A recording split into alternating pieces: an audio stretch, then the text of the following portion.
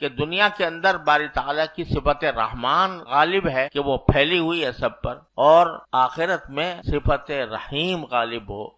کا غلبہ کا مظاہرہ کا غلبہ ہوگا، کہ جو جس میں تام ہوگی، کہ جس پر بھی ہوگی وہ مکمل ہوگی۔ تو یہ صفت رحمت اللہ تبارک و تعالیٰ کی، اچھا یہی صفت ہے رحمان کی جس کا مشرکین انکار کرتے۔ باری تعالیٰ نے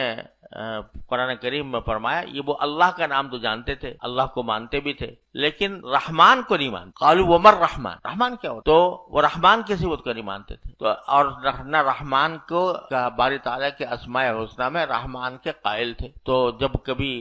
کہا جاتا تو کہتے وما الرحمن، رحمان کیا ہوتا ہے ہم نہیں جانتے۔ رسول کریم صلی اللہ علیہ وسلم نے حصہ حدیبیہ کے موقع پر جب لکھوایا بسم اللہ الرحمن الرحیم، تو انہوں نے کہا نہیں یہ نہیں لکھتے ہم تو وہی لکھیں گے جو پہلے لکھا کرتے تھے، بسمک اللہ۔ تو وہ رحمان کی صفت کے منکر تھے۔ تو اللہ تبارک و تعالیٰ نے رحمان کی صفت اور رحم کی صفت ایسی ہے کہ جو اس کی عام بھی ہے اور تام بھی ہے، اور اسی صفت کو بندوں میں پیدا کرنے کے لیے اس کا کوئی حصہ، اس کا کوئی عکس بندوں کے اندر پیدا کرنے کے لیے رسول کریم صلی اللہ علیہ وسلم نے فرمایا کہ ارحموا من فی الارض یرحمکم من فی السماء، زمین والوں پر تم رحم کرو، آسمان والا تم پر ہے۔ تو یہ استاد کی طرف سے طالب علم کو پہلا سبق یہ ہے کہ یہ باری تعالیٰ کی صفت رحمت پر کو حاصل کرنے کی کوشش کرو، اور یہ رحمت من فی الارض کے لیے ہے، جو کوئی بھی زمین میں، اس میں مسلمان بھی داخل ہے، اس میں غیر مسلم بھی داخل۔ اگرچہ رحمت کے عنوانات مختلف ہوتے ہیں، کسی کے ساتھ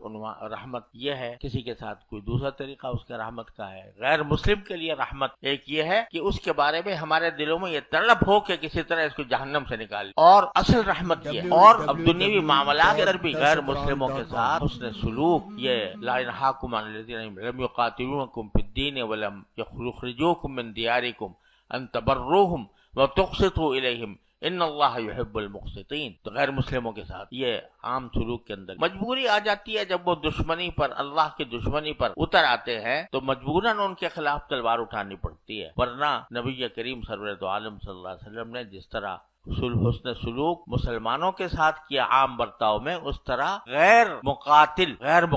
مسلموں کے ساتھ بھی، سارے جو خون کے پیاسے تھے، جو ہر وقت نبی کریم صلی اللہ علیہ وسلم کے خلاف سازشوں کے جال بنتے رہتے تھے، جنہوں نے مکہ مکرمہ سے آپ کے اصحاب کو نکالا، جب فتح ہوئی تو فرمایا کہ انتم الطلقاء، نہ ان کے ظلم و ستم کا کوئی بدلہ لیا، نہ ان کو کوئی برا بھلا کہا، بلکہ کہا کہ لا تثریب علیکم اليوم، آج تم پر کوئی ملامت بھی نہیں، کتنا بھی نہیں کہ ہم تم سے کہہ دیتے کہ تم نے کیا ظلم ڈھائے تھے ہمارے اوپر، لا تثریب علیکم اليوم انتم الطلقاء، سب آزاد، سب کو امن دے۔ تو باری تعالیٰ کی صفت رحمت کا مظاہرہ سرکار دو عالم صلی اللہ علیہ وسلم کے قدم قدم پر سنت کے اندر موجود ہے، اس لیے ہمیں یہ پڑھایا گیا سب سے پہلے کہ بھئی رحم کی صفت اپنے اندر پیدا کرو، مخلوق خدا کے ساتھ رحم کی صفت پیدا کرو، چاہے مسلمان ہو یا غیر مسلم ہو، یہاں تک کہ جانور ہو اس کے اوپر بھی رحم کرو، اور رحم کی صفت اپنے اندر پیدا کر کے لوگوں کے ساتھ معاملات اسی طرح کرو جس میں رحم ہو، جس میں دوسرے کے اوپر طعن و تشنیع نہ ہو، جس پر دوسرے کے حقوق ضائع نہ ہو، جس میں دوسرے کے ساتھ کوئی ناانصافی نہ ہو۔ یہ طریقہ اختیار کرنے کے لیے سب سے پہلے یہ سبق پڑھایا گیا۔